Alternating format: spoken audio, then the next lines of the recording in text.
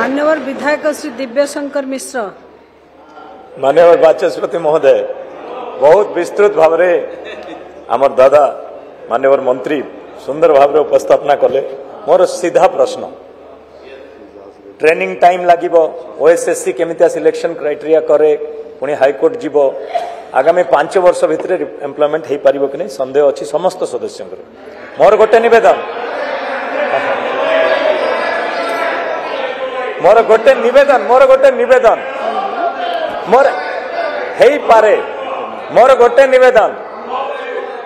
गोटे निवेदन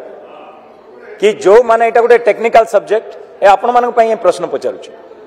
जो एटा गोटे टेक्निकल सब्जेक्ट ट्रेनिंग सेंटर माने आपण उपस्थापन एवं जयपुर करिया को जाउचंदी। पूर्वतन सबुठारु महत्वपूर्ण कड़ी पूरा सरकार रहला अमीन कहीं राजस्व सहित कृषि जड़ित कृषक राज्य ओडिशा।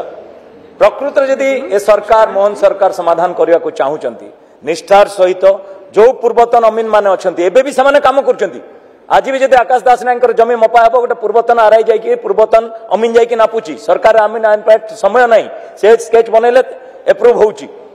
एबे मु निवेदन करिबे माननीय मंत्री को बाचस्पति महोदय आपनक माध्यम रे जो पुराना अमीन गुड़ाक अछंती जो माने ट्रेंड वयोज्येष्ठ आ सक्षम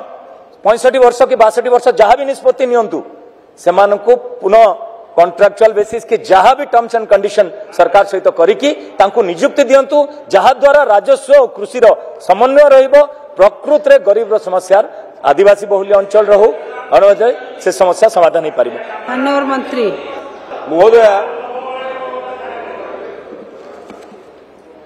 दिव्य शंकर बाबू मानवर विधायक महोदय संपर्क दृष्टि मोर सान भाई मु बड़ भाई उत्तर संक्षिप्त मो भितर गोटे फरक अच्छी जीवन लंबा समय महोदय मु ग्रासरूट रे रही किंतु मोर भाईटा हेलिकॉप्टर चलाउथिले बहुत समय से ऊपर रहिले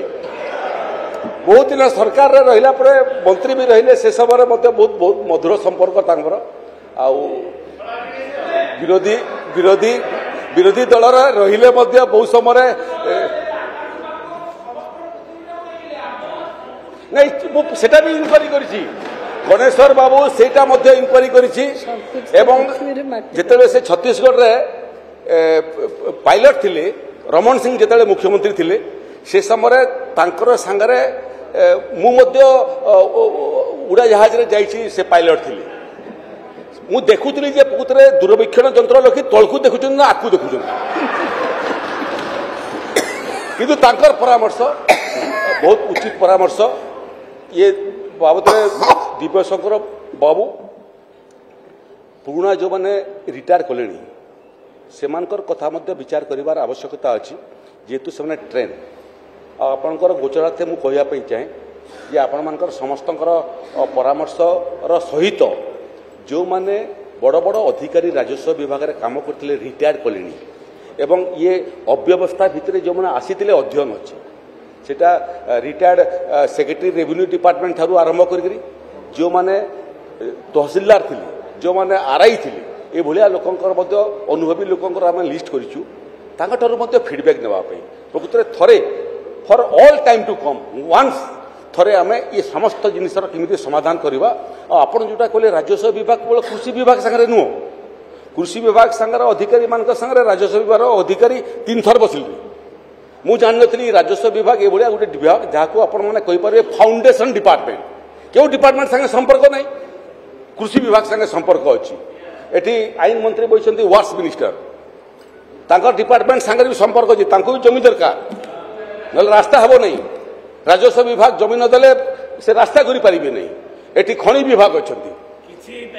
किसी ही पारिबनी तेणु ये विभागटा हूँ सबु विभागर केन्द्रिक एक मूल विभाग